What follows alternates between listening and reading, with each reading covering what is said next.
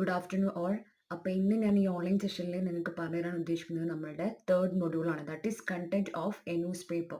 അത് ന്യൂസ് പേപ്പറിൽ വരുന്ന മെയിൻ ആയിട്ടുള്ള കണ്ടന്റ്സ് അല്ലെങ്കിൽ സെക്ഷൻ ഓഫ് റൈറ്റ് അപ്പ് ഏതൊക്കെയാണെന്നുള്ളതാണ് നിങ്ങൾ ഈ ഒരു മൊഡ്യൂളിൽ പഠിക്കാൻ പോകുന്നത്. അതിൽ നമ്മൾ ആദ്യം ഡീൽ ചെയ്യാൻ പോകുന്നത് what is feature and what are the types of feature എന്നുള്ളതാണ്. ഓക്കെ, നമുക്ക് ഫീച്ചർ വെച്ച് സ്റ്റാർട്ട് ചെയ്യാം.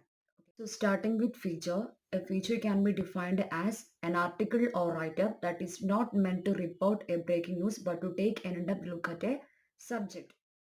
മനസ്സിലാവും it is connected with news അല്ലേ. ഒരു മെയിൻ ന്യൂസിന്റെ കൂടെ അക്കമ്പനി ചെയ്യുന്ന ഒരു സൈഡ് ലൈൻ സ്റ്റോറിയാണ് നമ്മുടെ ന്യൂസ് ഫീച്ചറായിട്ട് പറയപ്പെടുന്നത്. ഞാൻ നിങ്ങൾക്ക് ഒരു എക്സാമ്പിൾ കാണിച്ചു തരാം. ഇന്നത്തെ മാതൃഭൂമി പത്രമാണ്. ഇന്നത്തെ മാതൃഭൂമി ജനറൽ പേജിൽ ഏറ്റവും താഴത്തെ സ്റ്റോറിയാണിത്. സുബാൻ വന്നു പൗലോയെ കാണാൻ. ഇതിന്റെ ഒരു കോണ്ടെക്സ്റ്റ് ഞാൻ നിങ്ങൾക്ക് പറഞ്ഞുതരാം.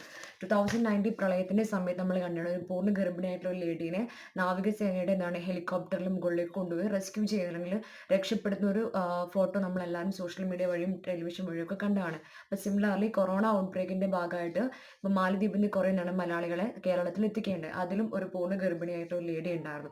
അപ്പൊ ഇവർ രണ്ടുപേരും ആഫ്റ്റർ ഡെലിവറി കണ്ടുമുട്ടുന്ന ഒരു സീക്വൻസ് ആണ് മാതൃഭൂമിയിൽ ഒരു ന്യൂസ് ഫീച്ചറായിട്ട് കൊടുത്തതിന്റെ തൊട്ടിപ്പുറത്ത് തന്നെ കൊറോണയായിട്ടുള്ള മെയിൻ ആയിട്ടൊരു ന്യൂസ് സ്റ്റോറി ഉണ്ട്. ഓക്കെ, അപ്പോൾ ഇവിടെ എന്തുണ്ടാവും, ന്യൂസ് ഫീച്ചറിന്റെ കാര്യത്തിലാണെങ്കിൽ there will be a main news story and a news feature will be accompanied to that main story. രണ്ടും തമ്മിൽ നല്ലൊരു റിലേഷൻ ഉണ്ടാവും. അപ്പോൾ ഇവിടെ മെയിൻ സബ്ജക്ട് എന്ന് പറയുന്നത് COVID-19 ആണ്. അപ്പോൾ അതുപോലെ തന്നെ അതിൻ്റെ കൂടെ ഒരു ഫീച്ചർ അവർ ഉൾക്കൊള്ളിക്കുകയാണ് ചെയ്യുന്നത്. ഈ ഒരു സംഭവമാണ് നമ്മൾ ന്യൂസ് ഫീച്ചറോട് ഉദ്ദേശിക്കുന്നത്. ന്യൂസ് ഫീച്ചർ എന്ന് പറയുമ്പോൾ എപ്പോഴും എന്തായിരിക്കണം, ടൈംലി ആയിരിക്കണം അല്ലേ. നമ്മളിപ്പോൾ കൊറോണയുടെ കാലത്തുള്ള ന്യൂസ് സ്റ്റോറി അടുത്ത വർഷത്തേക്ക് കൊടുക്കാം, നല്ലൊരു ഹൈപ്പുള്ള സ്റ്റോറിയാണ്.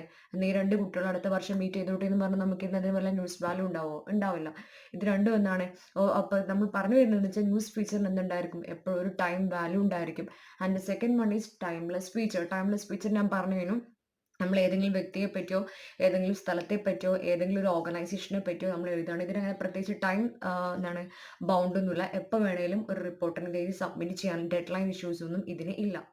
ഓക്കെ, നെക്സ്റ്റ് സെക്ഷൻ എന്ന് പറയുന്നത് what are the difference between A future story and a news story. Okay, ഒരു ഫീച്ചർ സ്റ്റോറിയും ഒരു ന്യൂസ് സ്റ്റോറിയും തമ്മിലുള്ള ഡിഫറൻസ് ആണുള്ളത്. അപ്പം നമുക്ക് അതിന് 5 ക്രൈറ്റീരിയൻസ് ഉണ്ട്. ആദ്യ ക്രൈറ്റീരിയ എന്നുള്ളത് ബേസ്ഡ് ഓൺ ദ ഫാക്ട്.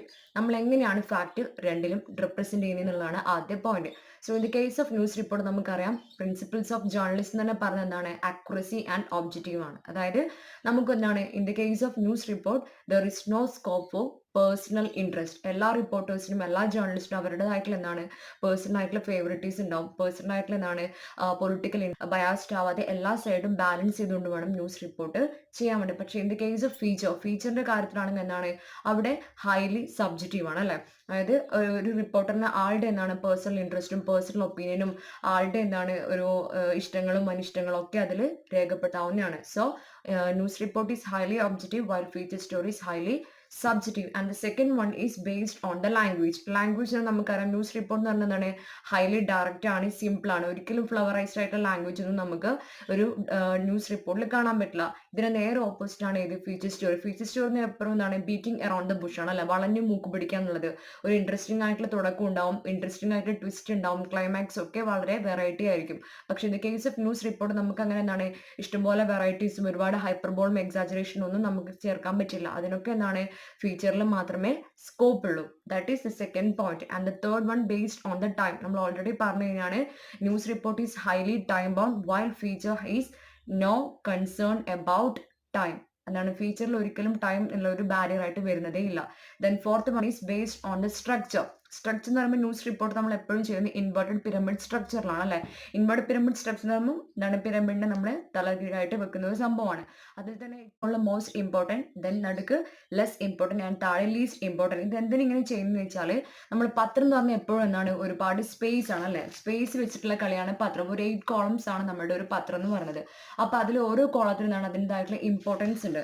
അപ്പൊ ഈ ചില സമയങ്ങളിൽ അപ്രതീക്ഷിതമായിട്ടുള്ള ചില ഇതുപോലത്തെ ഫോട്ടോഗ്രാഫ്സോ ന്യൂസ് റിപ്പോർട്ട്സ് അല്ലെങ്കിൽ ചില സമയങ്ങളിൽ പരസ്യങ്ങളൊക്കെ കയറി വരുമ്പോൾ എന്താണ് സംഭവിക്കുക, നമ്മൾ ന്യൂസ് റിപ്പോർട്ട് നമ്മൾ എഡിറ്റ് ചെയ്ത് മാറ്റേണ്ടി വരും. അപ്പൊ നല്ല തിരക്കുള്ള സമയത്തൊക്കെയാണ്, രാത്രിയിൽ പ്രിന്റ് വിടാൻ പോകുന്ന സമയത്താണ് ഇങ്ങനെ ഒരു ആവശ്യം വരികയാണെങ്കിൽ അവിടെ ആദ്യം ഇരുന്നുകൊണ്ട് പ്രൂഫ് റീഡൊന്നും ചെയ്ത് എഡിറ്റ് ചെയ്ത് മാറ്റാനുള്ള സമയമില്ല. അപ്പൊ സ്വാഭാവികമായിട്ട് നമുക്ക് അറിയാമല്ലോ, നമ്മൾ ന്യൂസ് റിപ്പോർട്ട് ചെയ്യുമ്പോൾ ഇൻവേർട്ട് പിരമിഡ് ആണ് യൂസ് ചെയ്യുന്നത്.